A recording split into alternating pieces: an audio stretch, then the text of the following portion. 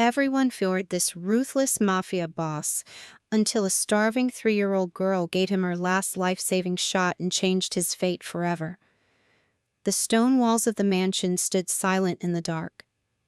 Murphy Moretti was dying alone on the floor of his private study. His throat closed like a fist as lethal poison tore through his blood. Not a single bodyguard or doctor arrived in time to help him. The most powerful man in New York was choking on his own breath. The only person who stepped into that room was a 3-year-old child. Lily stood in the doorway with wide, quiet eyes. She was the small daughter of a low-paid housekeeper named Allie. Lily recognized the terrifying signs of a deadly allergic reaction instantly. She had lived through those exact same physical attacks 4 times before. She carried a small plush bag wherever she went. Inside that bag lay her absolute last EpiPen. It was the only dose of medicine keeping her alive in this world. If she gave it away to a stranger, she might die next time. She did not hesitate for even a single second. Lily knelt beside the dying mafia boss on the cold floor. She pulled the device out with steady, tiny fingers. She pressed the orange tip firmly into his thick trousers. 1, 2, 3. A sharp gasp ripped through Murphy's silent, bruised lips. Air rushed back into his lungs like a sudden wave. He opened his eyes and stared at the toddler in total shock. That single innocent decision changed the fate of an entire criminal empire. Outside the heavy estate gates, the autumn wind blew cold and sharp. Murphy Moretti walked the long marble hallway of his mansion alone. He wore a dark suit tucked close to his lean frame. His hair showed thin threads of gray at the temples. 3 years ago, a car bomb took his wife and daughter. Since then, his heart had turned into cold, heavy ash. He ate his meals alone at a table set for one. He trusted almost no one and loved no one at all. Across town in Brooklyn, Allie Carter woke up before dawn. She was a quiet, tired mother working as a maid in the estate. Her husband had died 2 years earlier on a construction site. The company belonged to Murphy Moretti's massive corporate network. Allie received 0 compensation and zero justice for his death. She had to raise little Lily entirely on her own. The cost of medical care for Lily's rare allergy drained her pockets. At 6:47 in the morning, her phone buzzed with bad news. The babysitter's child had fallen sick with a high fever. Allie could not miss a single shift without losing her monthly pay.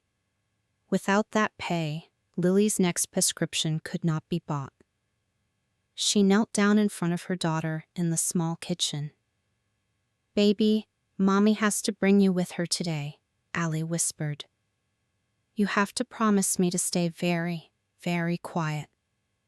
Lily nodded once, without asking any difficult questions. She tucked her last EpiPen into her pink plush bag. They took the subway north toward the high stone walls of Long Island. The service gate opened briefly during the morning guard shift change. Allie slipped through the narrow gap with her little girl. She led Lily down a set of stone steps into the basement. A small staff room with a worn armchair sat at the end. "Stay here, Lily," Allie said softly. "Do not leave this room." Lily climbed into the deep armchair and hugged her plush toy. Allie kissed her head and rushed upstairs to begin her morning work. She could not know what waited for them on the upper floors. In the afternoon, Murphy walked past the staff room on his way to inspect wine. He caught a glimpse of the small child sitting alone in the chair. For a split second, she reminded him of the daughter he lost.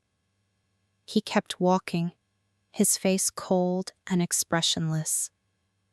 Upstairs in the ground pantry, Raymond, the veteran butler, prepared the tray. A crystal glass of red wine sat beside the silver teapot. Raymond slid his hand inside his gray vest pocket. He pulled out a tiny glass vial filled with rare hornet venom. He dropped the toxic protein straight into the Barolo wine. Little Lily, who had wandered out of the basement in search of her mother, hid behind a cabinet. She watched the old butler poison the master's drink. She did not understand conspiracy or murder. She only knew the cold, cruel look in Raymond's eyes. Moments later, Allie carried the tray up to the master's study. She placed it on the desk and left the room immediately. Murphy sat at his desk and took a sip of the red wine. 90 seconds later, his throat clamped shut. He knocked over the crystal glass as he collapsed. Red wine spread across the white rug like fresh blood. No cameras recorded this room, and no guards arrived. Down in the basement, Lily heard the muffled crash. She knew the sharp sound of danger. She ran up the service stairs and pushed the heavy door open. The mighty Mafia boss lay cold and gray on the floor. Lily recognized those dying blue lips instantly. It was the exact face of her own severe allergy attacks. She turned and sprinted back down the stairs. Her tiny fingers unzipped her small plush bag. She grabbed her very last dose of life-saving medicine. She rushed back to the dying man without a single tear. She pressed the orange tip firmly into his leg. 1, 2, 3. She held the device steady against his thick trousers. Seconds later, Murphy drew a violent, gasping breath. His pale skin regained a trace of warmth. Lily stood up and ran into the corridor to scream for help. Guards rushed up the stairs and found their master alive. The maid's little toddler had pulled the King of New York back from death.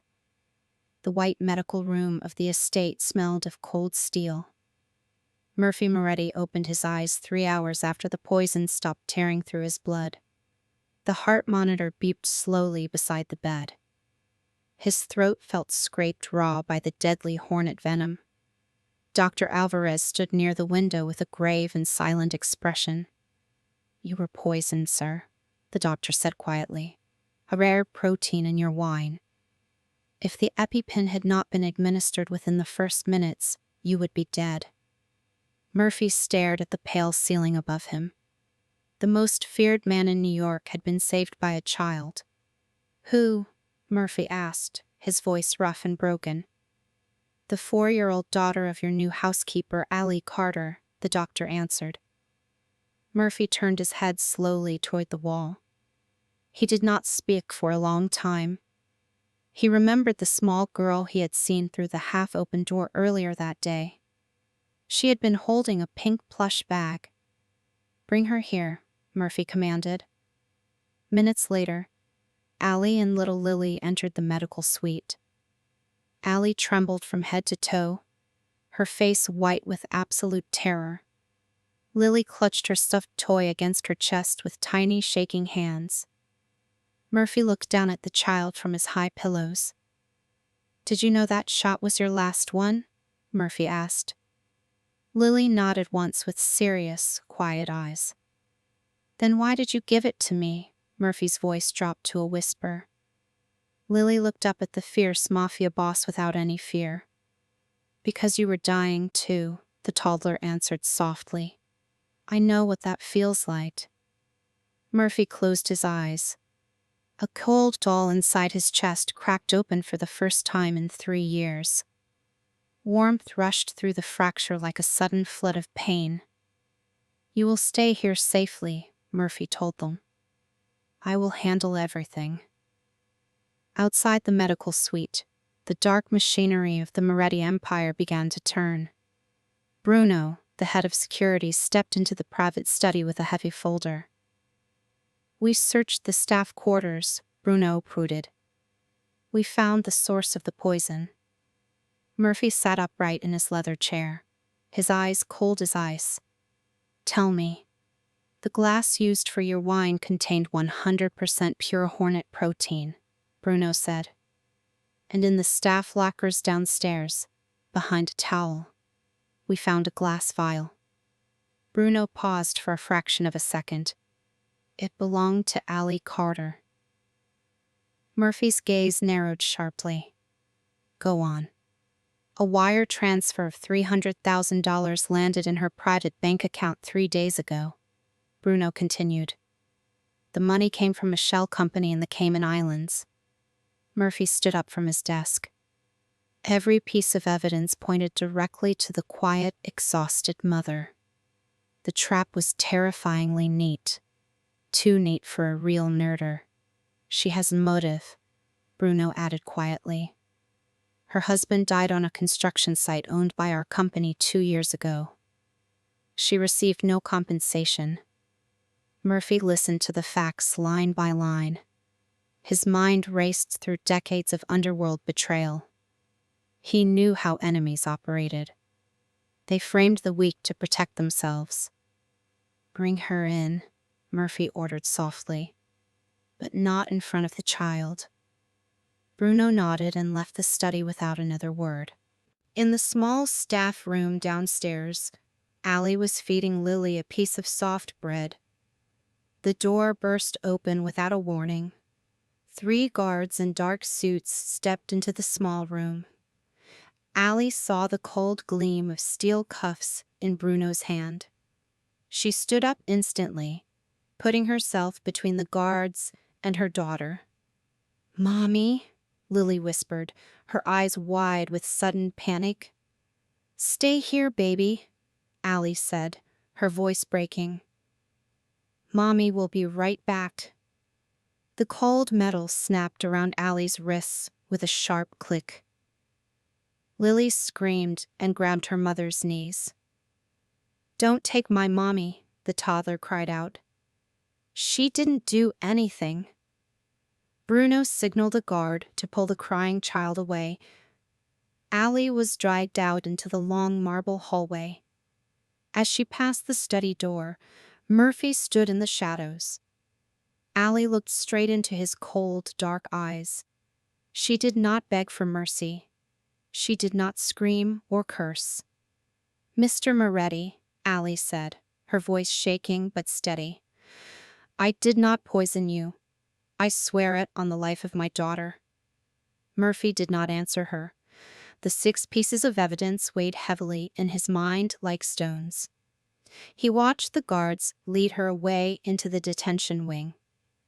Downstairs, Lily collapsed into a chair, crying until her small voice turned hoarse. The pink plush bag lay forgotten on the floor. Upstairs, in the dark shadows of the pantry, Raymond the butler smiled. His plan was moving forward precisely as he had calculated. The maid would take the fall. The boss would remain none the wiser.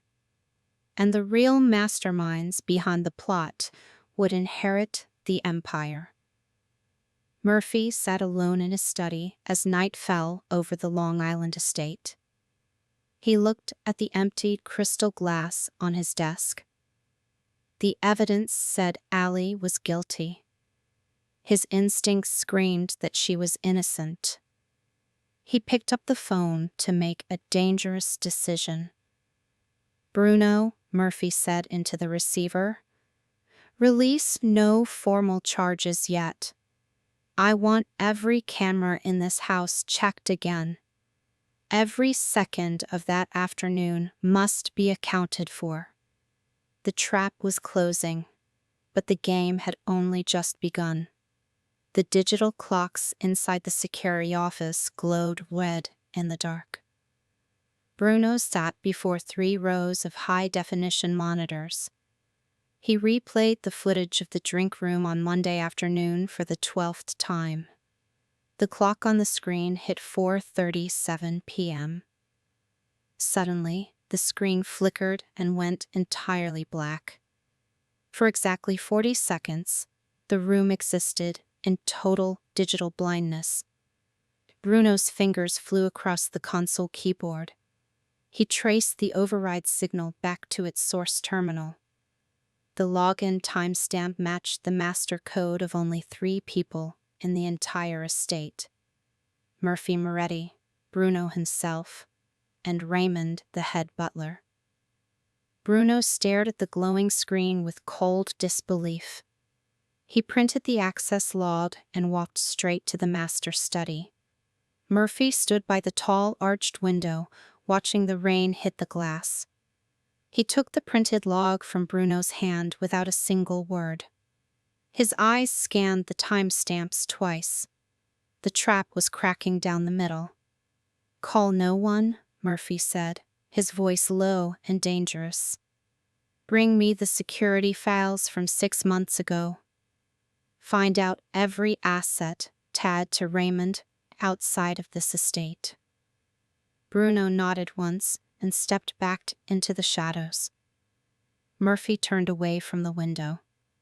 He knew he could not trust the surface of anything in this house anymore. Down in the East Wing guest room, little Lily sat on the edge of the large white bed. Her small fingers gripped the worn plush wabbit tightly. The pink backpack sat zipped shut on the floor beside her. She had not spoken a full sentence since her mother was taken away. The heavy oak door opened with a soft click. Murphy stepped into the room, closing the door quietly behind him. He did not wear his usual cold armor of absolute authority. He knelt down on the carpet until his eyes were level with the child's. "Lily," Murphy said, his voice softer than it had been in 3 years. "I need you to help me." Lily looked up, her gray-blue eyes filled with heavy exhaustion. "Are you going to hurt my mommy?" she whispered. "No," Murphy answered instantly. "I am going to bring her back. But I need to know what happened in the room before I fell." Lily bit her lower lip, searching his face for any sign of a lie. Then she began to speak in small, halting fragments. "I went upstairs because I was thirsty. I hid behind the big wooden cabinet in the drink room." Murphy held his breath, listening to every syllable. "Uncle Raymond told Mommy to get water. Then he took a tiny blue bottle from his vest." Murphy's eyes narrowed into hard slits. He put drops into the glass. "And then?" Murphy asked gently. "He wore a ring," Lily said, holding up her tiny hand to demonstrate. "A big dark stone on his finger. He wears it all the time." Murphy stood up slowly. The blood rushed in his ears like a rising tide. The ring with the black stone, a custom heirloom he had given Raymond with his own hands 15 years ago. The evidence against Allie had been a lie engineered by a man he trusted with his life. Murphy walked to the window, staring out into the dark autumn night. His fists clenched so tightly his knuckles turned chalk white. Betrayal by blood was painful, but betrayal by a trusted shadow was poison. "Thank you, Lily," Murphy murmured without turning around. "You saved me again." He walked out of the room and straight down to the security wing. "Bring Raymond to the cellar," Murphy ordered into his encrypted radio. "Quietly. No guns. No noise." 10 minutes later, the veteran butler was pushed into the cold basement room. Raymond looked calm, his silver hair neatly combed, his gray vest starched and clean. He looked at Murphy with the same gentle smile he had worn for 2 decades. "Is something wrong, sir?" Raymond asked smoothly. "You look troubled tonight." Murphy set a small digital recorder on the concrete table between them. He pressed play. The audio filled the small room with the sound of a voice from a Brooklyn warehouse. Raymond's calm expression cracked instantly. The color drained from his face like water down a sink. Where did you get that? Raymond stammered, taking half a step back. From the man who paid you to frame an innocent mother, Murphy said. His voice was terrifyingly calm. Lucas Moretti promised you a comfortable retirement, didn't he? Raymond collapsed into the metal chair, his hands trembling violently. He threatened my family, sir. The old butler wept, burying his face in his palms. They would have killed my grandson. So you decided to kill me instead, Murphy stated flatly, and let an innocent woman take the blame for murder. You built a cage for a mother and her child. Raymond opened his mouth to beg, but no words came out. Murphy turned his back on the man who had served him for 20 years. Lock him in the detention wing, Murphy commanded the guards. He stays there until the trial. Murphy walked back up the stone stairs into the cold night air. The first part of the lie had been exposed. But the mastermind behind the whole conspiracy, his own cousin Lucas, was still free out in the city. And the danger to Allie and Lily was far from over. The phone on the heavy mahogany desk rang once in the dead of night. Bruno picked up the receiver with a sharp, hurried breath. "Sir, we searched Lucas Moretti's penthouse," Bruno reported. It was completely empty. His office is in Manhattan and his house in the Hamptons are clean too. He vanished the moment Raymond was taken. Murphy stood by the cold hearth of his private study. His face was hard as carved stone. "He knows we have Raymond," Murphy said softly. "A desperate rat always runs for the dark. Find him." Before Bruno could answer, a loud alarm pierced the silent night. The security panels in the hallway flashed a sharp, violent red. Down in the east wing, a junior guard burst into the corridor with a radio in hand. "Breach at the side gate," the guard shouted. A false security van just forced its way through. Murphy dropped the phone and moved faster than a striking wolf. He reached the East Wing sitting room in less than 30 seconds. The door stood wide open. On the pale carpet in the center of the room lay a small stuffed rabbit. The pink plush backpack was gone. Allie and little Lily had vanished into the cold autumn night. Murphy picked up the worn toy from the floor. His fingers pressed into the fabric until his knuckles turned white. "Lucas?" Murphy whispered, his voice like grinding ice.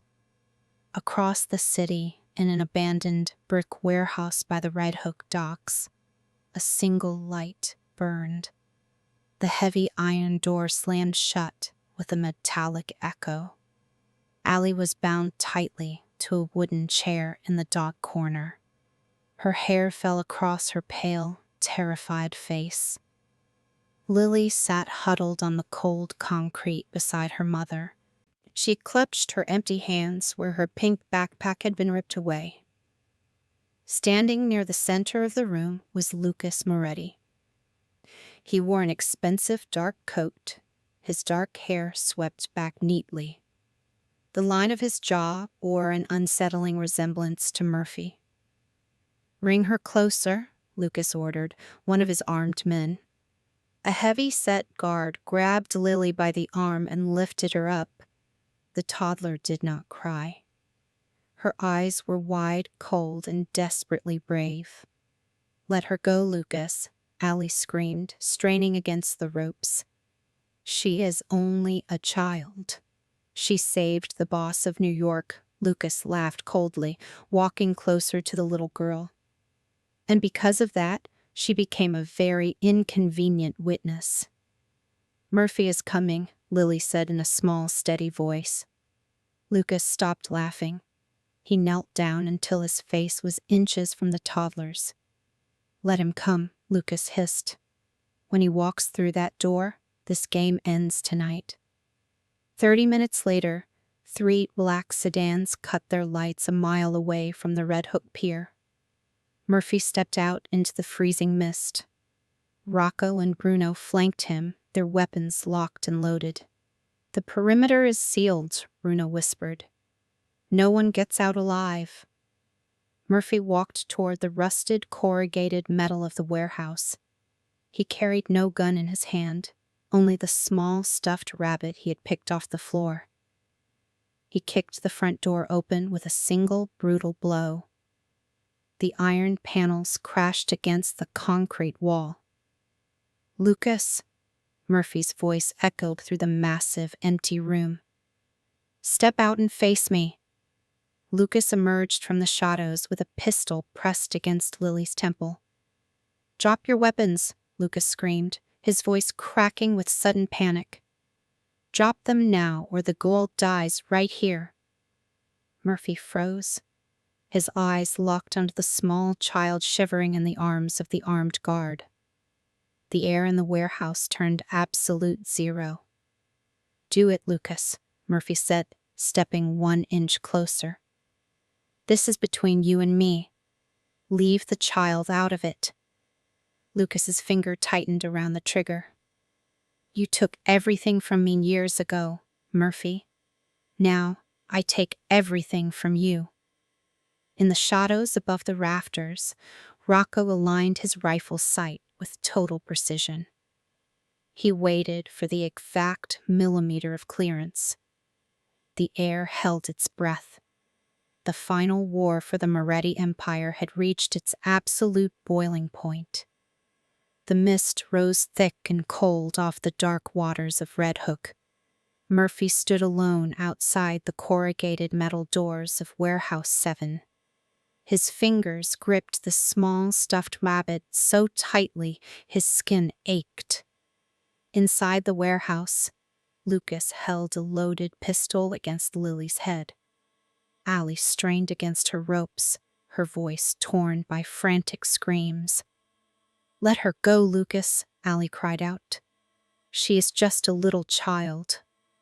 Lucas laughed, his eyes wild with desperate madness. "Murphy wants this empire so badly. Let him watch me burn it to the ground." From the shadows above the concrete rafters, Rocco held his breath. His rifle scope locked onto the temple of the armed guard holding Lily.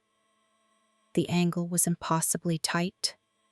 1 millimeter off and the bullet would strike the child. Murphy took one slow step forward across the open floor. "Put the gun down, Lucas," Murphy said, his voice flat as cold steel. "This is between the two of us. You want my chair? Take it. Step away from the little girl." Lucas sneered, his finger tightening around the cold trigger. "It is too late for deals, cousin." Suddenly, the heavy iron side door of the warehouse slammed open. A broken, bleeding figure dragged himself across the concrete floor. It was Raymond. The old butler had survived the poisoned syringe in the cellar. He crawled through the dark warehouse with his last ounce of strength. In his trembling right hand, he clutched a heavy pistol dropped by a fallen guard. "Raymond," Lucas shouted in sudden shock. "You should be dead." Raymond raised the barrel with shaking hands. "I was a fool," Raymond wept, blood streaming down his chin. "I will not let you murder a child." Raymond pulled the trigger. The gunshot roared through the empty warehouse like thunder. The bullet caught Lucas squarely in the right shoulder. Lucas screamed, his grip on his pistol loosening for a single fraction of a second. Lily bit down hard on the gloved hand clamped across her mouth. She tasted salt and blood, but she did not let go. She wrenched herself free with a burst of desperate, terrified strength.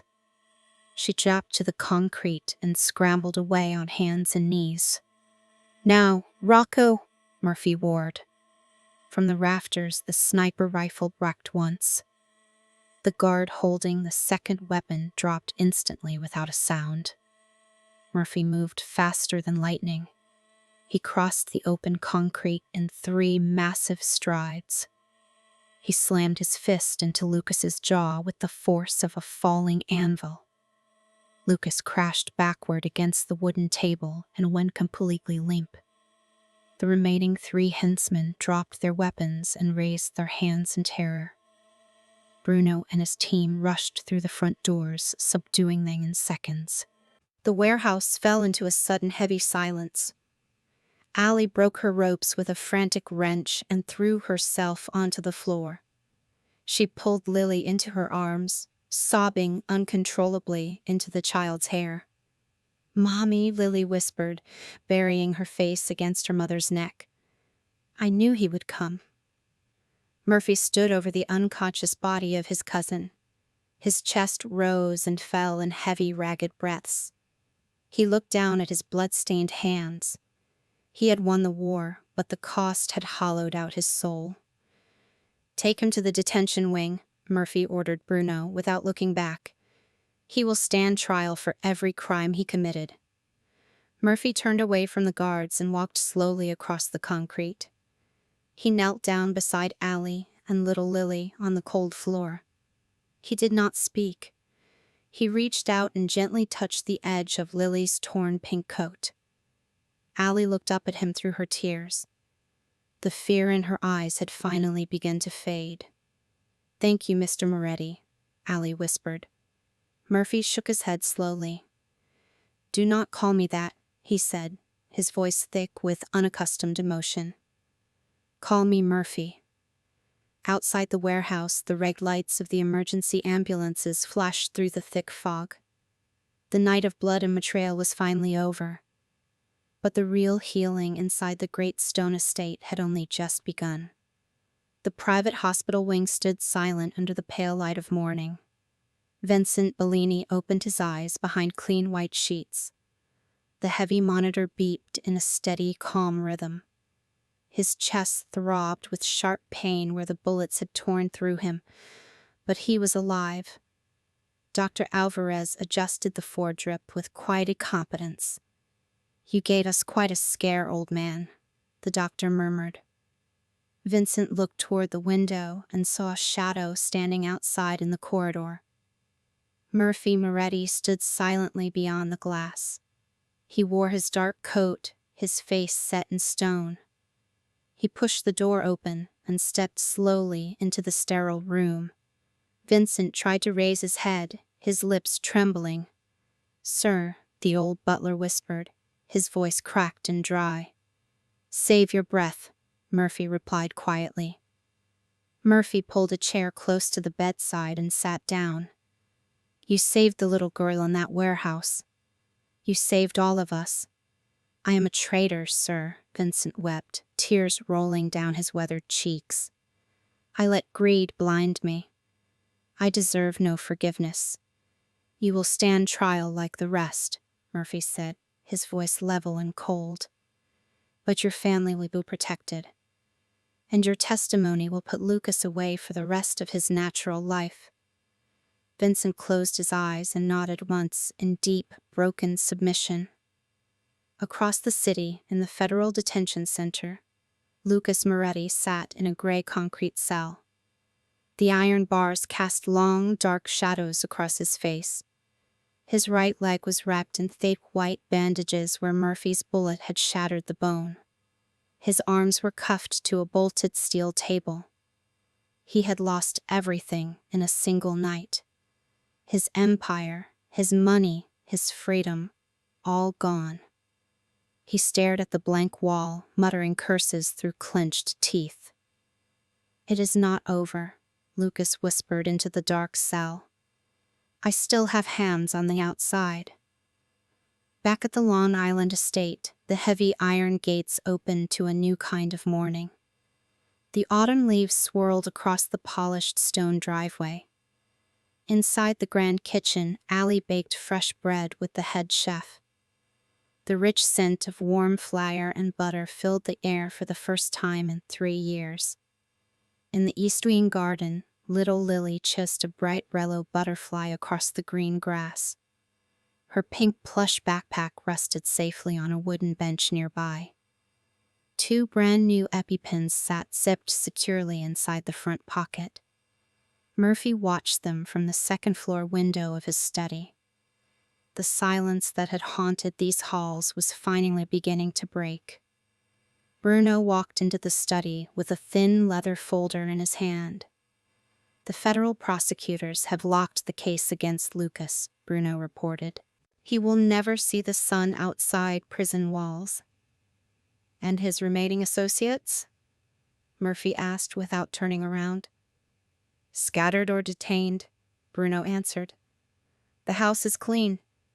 Murphy turned away from the window and sat down at his mahogany desk.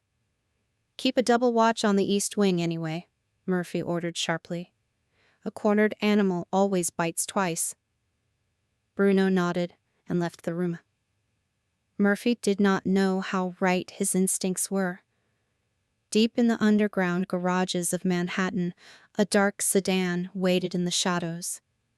A man wearing a Moretti security uniform leaned against the driver's side door. He held a small encrypted burner phone in his gloved hand. The screen lit up with a single text message from an unknown number. "The boss is distracted. Get the child tonight." The man smiled coldly, pocketed the phone, and started the engine.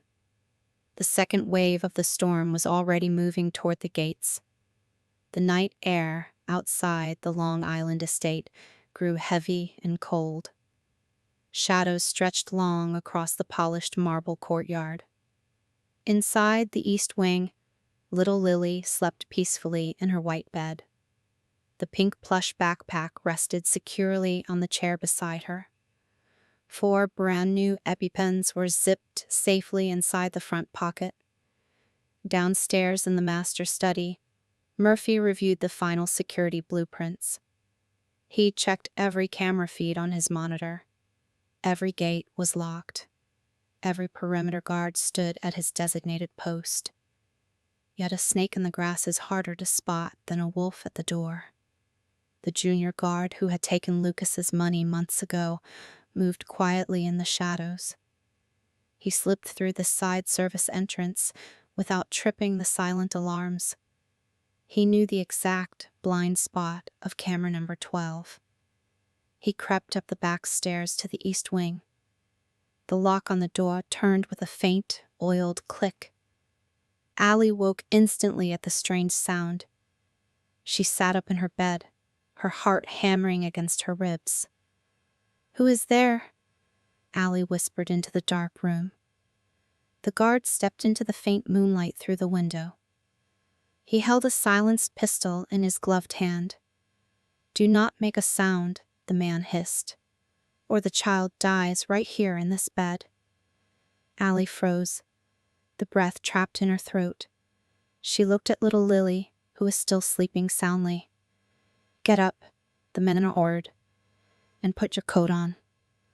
Lily woke up a moment later, rubbing her sleepy eyes. "Mommy, where are we going?" the toddler asked softly. "We are just going for a little walk, baby," Allie said, her voice shaking violently. She pulled a heavy wool coat over her daughter's shoulders. She grabbed the pink plush backpack and clutched it to her chest. They were forced out through the back service door into the freezing night. A black cargo van waited by the eastern hedge. The doors opened with a harsh, metallic rattle. They were shoved roughly onto the cold metal floor inside. The van sped away into the darkness before the morning shift chains could begin. Back in the master study, Murphy stood up at 6:00 a.m. sharp. He walked down the long corridor to check on the east wing. He pushed the door open. The bed was empty. The sheets were cold. The pink backpack was gone. Murphy stood in the middle of the empty room for 3 seconds. The air in his lungs turned to absolute ice. He pulled his encrypted radio from his belt. "Bruno," Murphy's voice sounded like grinding stones. "The east wing has been breached. Find them." Within 2 minutes, the entire estate was in violent motion. Bruno found the corrupted junior guard locked inside a utility closet, gagged and beaten by his own accomplices. The security logs showed a black van heading west toward the bridges of Manhattan. Murphy walked out into the courtyard. His face was a mask of cold, terrifying fury. He got into the lead vehicle of a 6-car convoy. "We hunt tonight," Murphy said. Inside the speeding black van, Allie and Lily sat bound on the floor. The 2 kidnappers in the front seat argued loudly over the phone with an unknown buyer. "We have the woman and the kid," the driver shouted. "Double the cash or they go into the river." Allie leaned down close to her daughter's ear. "Lily," Allie whispered, her eyes filled with desperate tears. "Remember the game we played before?" Lily nodded slowly in the dim light of the dashboard. "Drop what you have," Allie murmured. Not a sound. Lily looked down at her wrists. She wore a small plastic daisy bracelet on her left arm.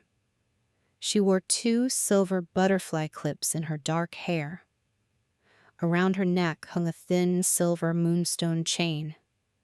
The van hit a sharp bump as it turned onto the Manhattan Bridge. Lily quietly slipped the first butterfly clip through the narrow gap of the window. At the next red light on Canal Street, the plastic daisy bracelet dropped to the pavement. 4 blocks later, the second butterfly clip fell into the gutter. And finally, with trembling little fingers, she unhooked the moonstone chain. It was her favorite treasure in the entire world. She pushed it through the window frame into the cold wind. The silver chain caught the streetlights like a falling star. Behind them, 3 miles back, Murphy's convoy surged across the bridge. Bruno leaned out of the passenger window of the second car. His eyes scanned the dark asphalt below the street lamps. "Stop the car," Bruno shouted suddenly. The convoy screeched to a halt on the bridge. Murphy stepped out onto the cold concrete. He walked forward 3 steps and knelt down. In the glow of the yellow street lamp lay a small silver butterfly clip.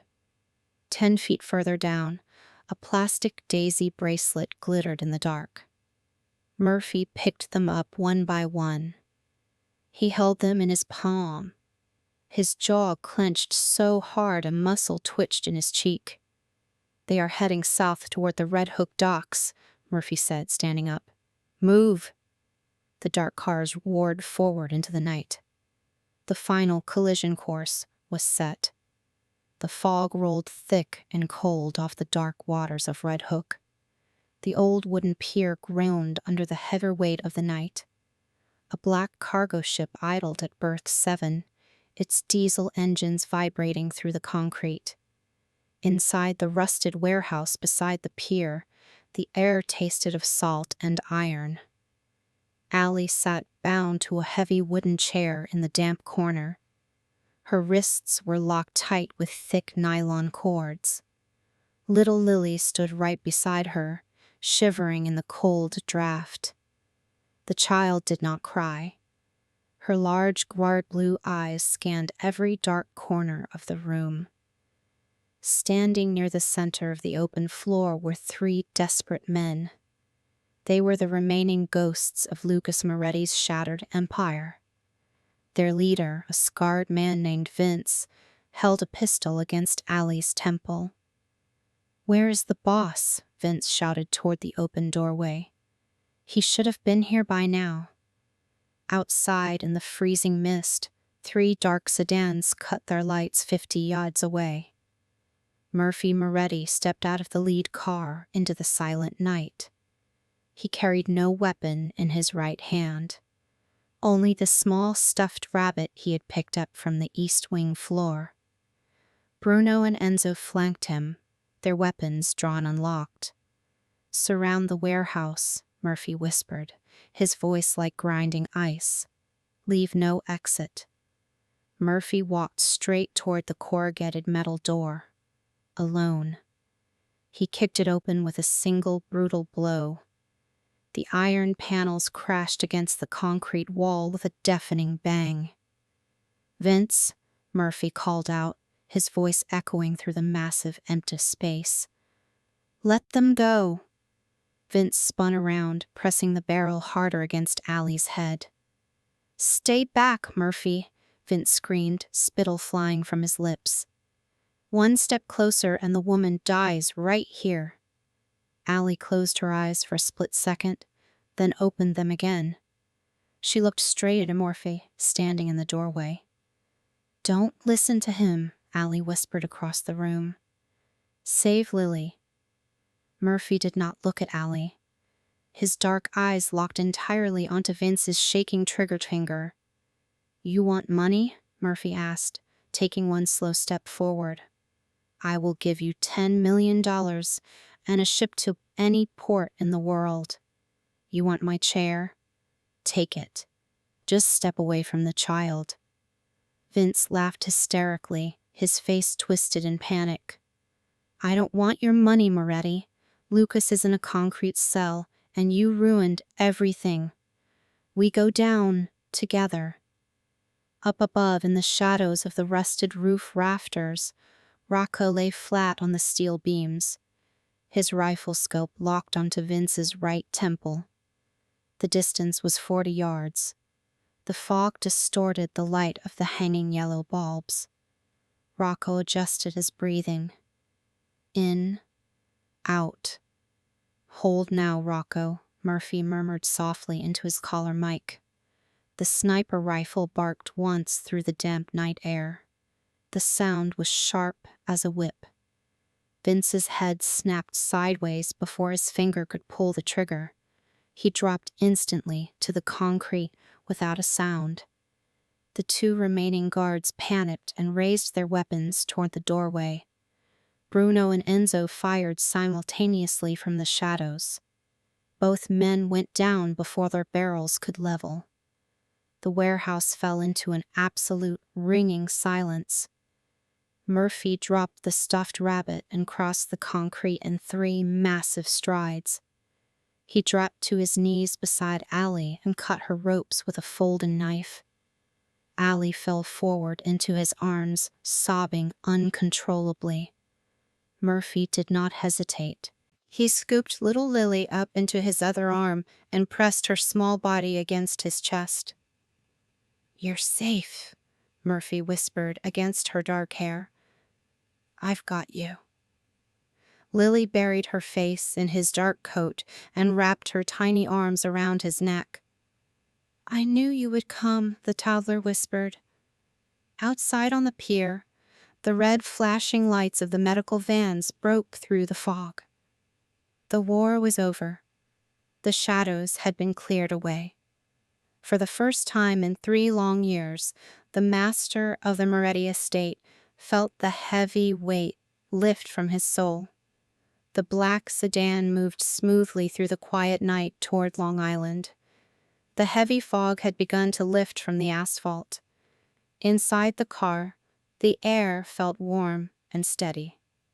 Allie held little Lily close against her chest in the wide leather-back seat. Lily's eyes were heavy, her small head resting quietly on her mother's shoulder. Murphy sat in the front passenger seat, watching them through the rear-view mirror. The tension in his shoulders had finally started to loosen. The war was over. The estate was secure. The ghosts of the past could finally rest in peace. Suddenly, Lily stirred. Her small hand flew up to claw frantically at her throat. A dry, whistling cough ripped through her lips. Allie froze, her blood turning to absolute ice. "Lily?" Allie gasped, her hands shaking as she pulled her daughter closer. "Baby, look at Mommy. What is wrong?" Lily could not answer. Her face turned a pale, terrifying shade of blue. Red blotches spread rapidly across her neck and cheeks like wildfire. Anaphylaxis. The nightmare had returned in the darkest hour of the night. "No, no, no!" Allie screamed, her voice tearing open with panic. She wrenched the pink plush backpack open on the seat. Her fingers tore through the front pocket to reach the brand new EpiPens. She pulled out the medical case and popped the latch. The slots inside were completely empty. The EpiPens were gone. Someone had sabotaged the case during the chaos at the warehouse. "Murphy," Allie cried out, her voice breaking into a wild shriek. "The pens are gone. There is nothing left." Murphy spun around in his seat before her sentence even finished. He saw the blue tint of the child's lips. He saw the desperate, clawing hands of the dying 4-year-old. His mind calculated the distance to the nearest hospital in milliseconds. "Driver," Murphy roared, his voice shaking the glass of the car. "Turn the wheel, right now. Cut through the median. Head straight for St. Luke's Hospital in Manhattan at maximum speed." The car fishtailed violently on the dry pavement. Tires screeched against the concrete as the driver slammed the throttle to the floor. The black sedan surged forward like a missile in the dark. Murphy did not wait in the front seat. He unbuckled his belt and threw himself backward into the rear cabin. He knelt on the floorboards between Allie and the dying child. "Lily," Murphy said, his voice hard, desperate and cracking with raw emotion.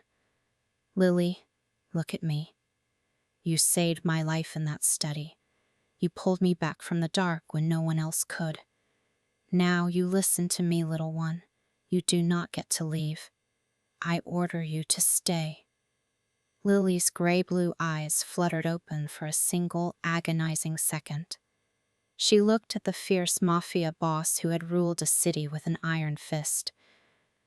A single tear rolled down her swollen cheek. "It hurts, mister," Lily whispered, her voice thinner than a breath. "I know," Murphy choked out, his own eyes burning with hot, unhedged tears. "I know it hurts. Hold my finger. Do not let go." He pressed his index finger into her tiny, freezing palm. Lily's small fingers curled around his skin with the last ounce of strength she possessed. The car tore through the empty streets of Queens at 100 miles an hour. Red taillights streaked past like bleeding loons in the night. Allie rocked back and forth, sobbing uncontrollably into her daughter's hair. Before the car could even come to a complete stop, Murphy threw the door open. He scooped Lily out of Allie's arms with terrifying speed and gentleness. He vaulted out of the car and sprinted toward the sliding glass doors like a madman. "Doctor!" Murphy roared, his voice echoing off the sterile white walls. "Code Blue. Pediatric anaphylaxis. Right now." 3 nurses and a senior physician rushed out from behind the front desk. They saw the blue lips of the child in the arms of the most dangerous man in New York. They did not ask questions. They grabbed a rolling gurney and intercepted him mid-stride. Murphy laid Lily gently onto the white mattress.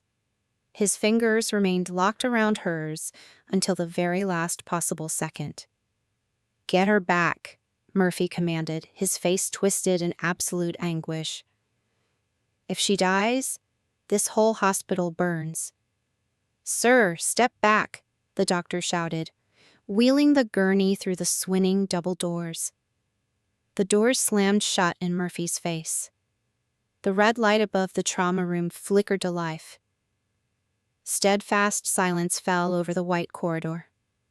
Allie collapsed against the wall, sliding down until she sat flat on the cold floor. She buried her face in her knees and cried out, a mother's broken soul. Murphy stood frozen in front of the closed doors.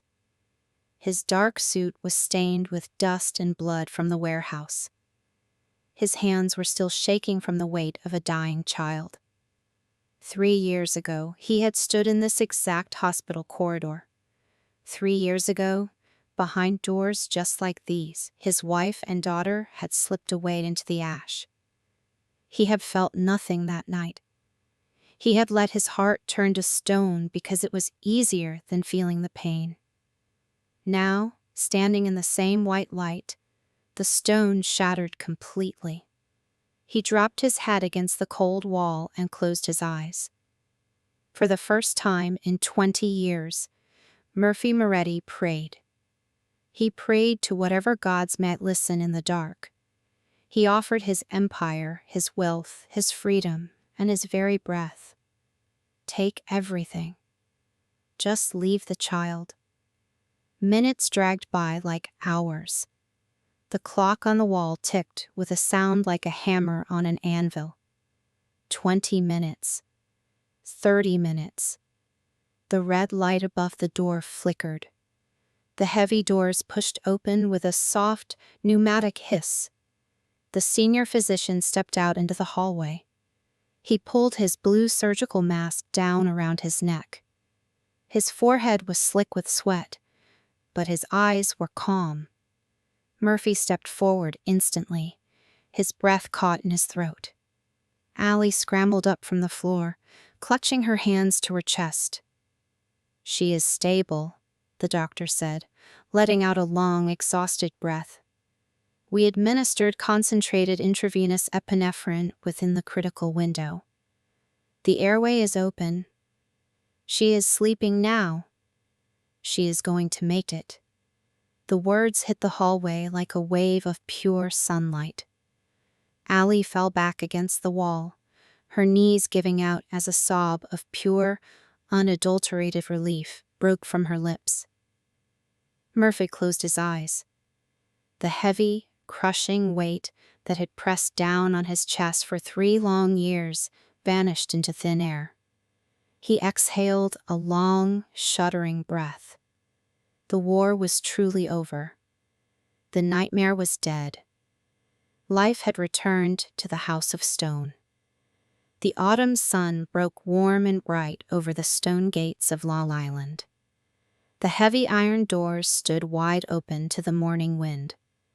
A gentle breeze swept across the manicured lawns.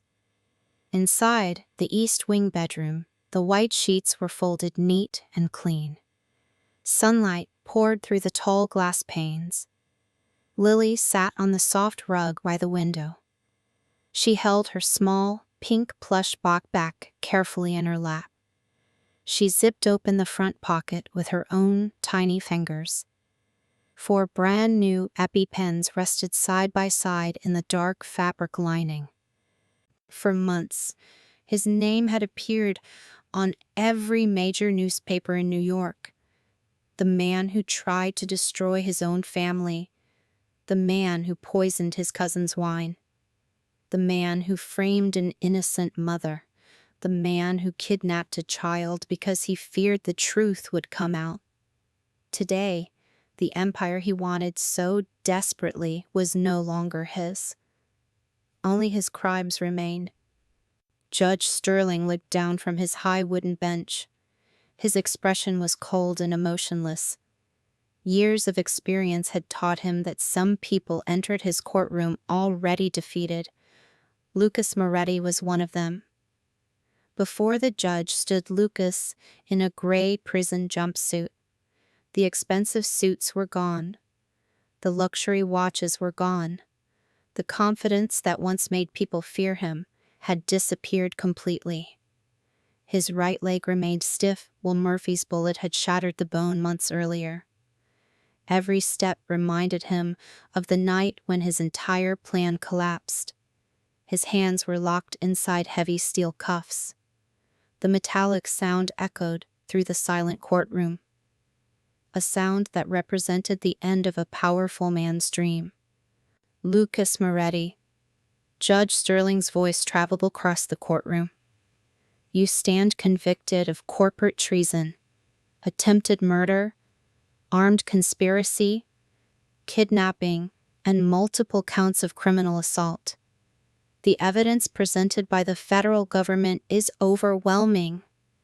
The testimony of witnesses, financial records, security footage, and your own communications prove beyond reasonable doubt that you orchestrated a criminal conspiracy against Murphy Moretti and the innocent victims involved.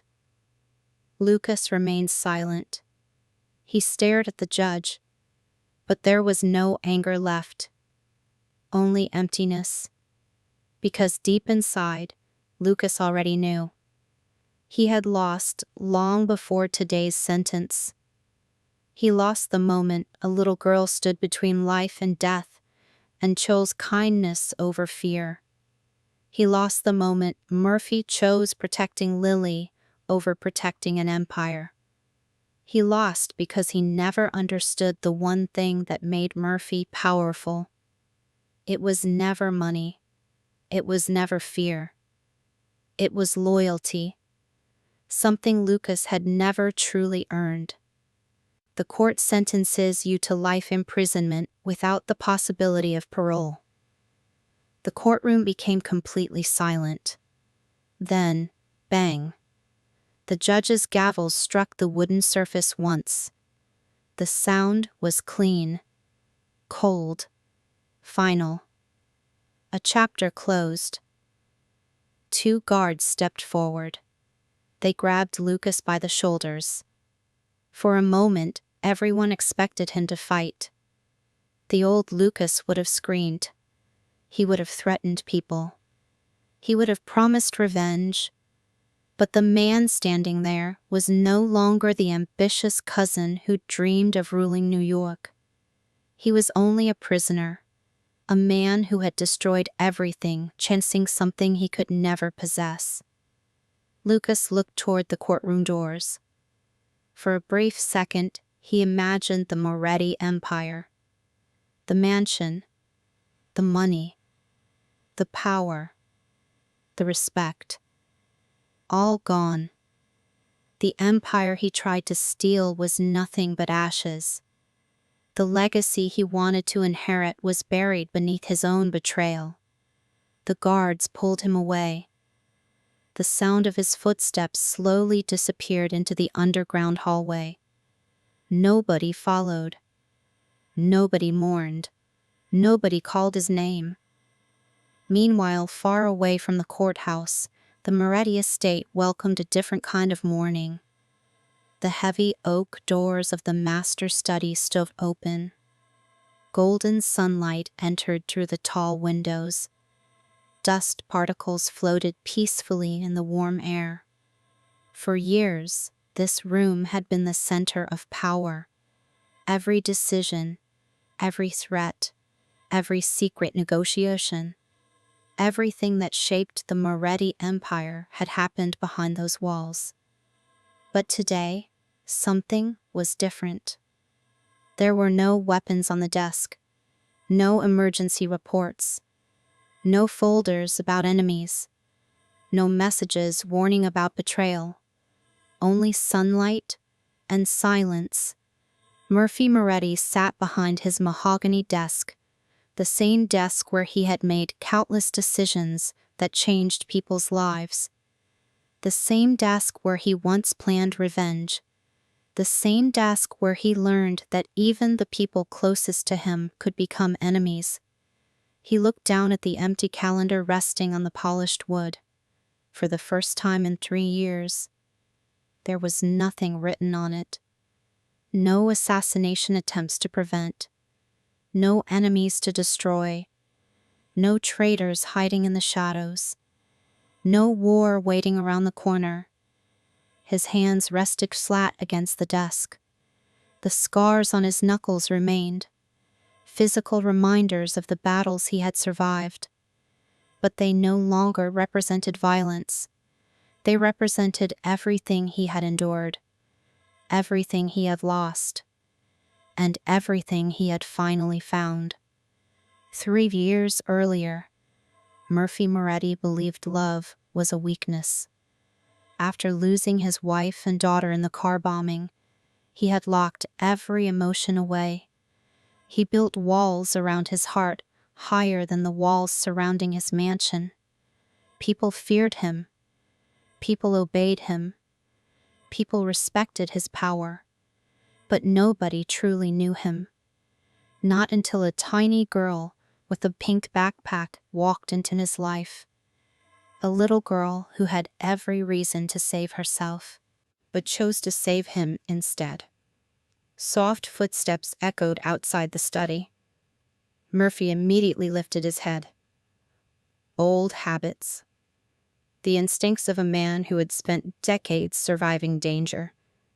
Then came a small knock. Not a guard. Not an employee. Not an enemy.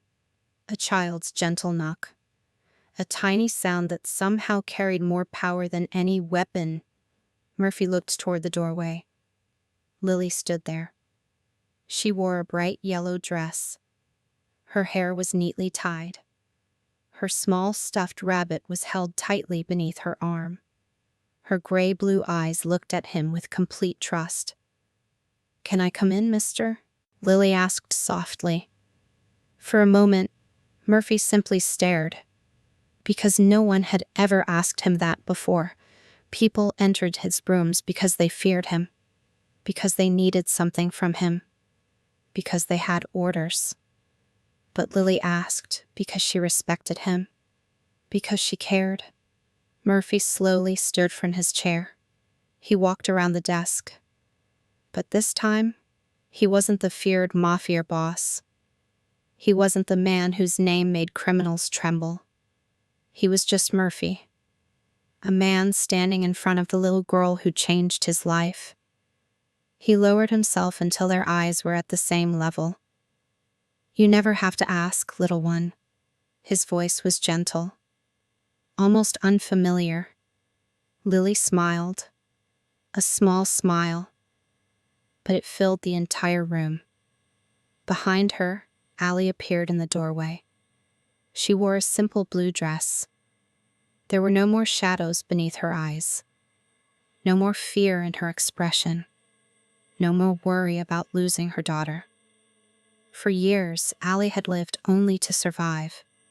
She worked endless hours. She carried impossible burdens. She protected Lily from a world that was never kind to them. But today, for the first time, she looked peaceful. "The federal marshals called this morning," Allie said softly. "The case is officially closed." She paused, then looked around the mansion. "The estate belongs to the living now." Murphy looked around the room. He understood exactly what she meant. This mansion had once been filled with ghosts. The memory of his wife, the memory of his daughter, the betrayal of people he trusted, the loneliness he carried every day. But now, there were footsteps in the hallway. There was laughter in the garden. There was a child's voice calling his name. The house was no longer a fortress. It was becoming a home. Murphy looked back at Allie. For years, he had controlled everything. Money, business, people, enemies.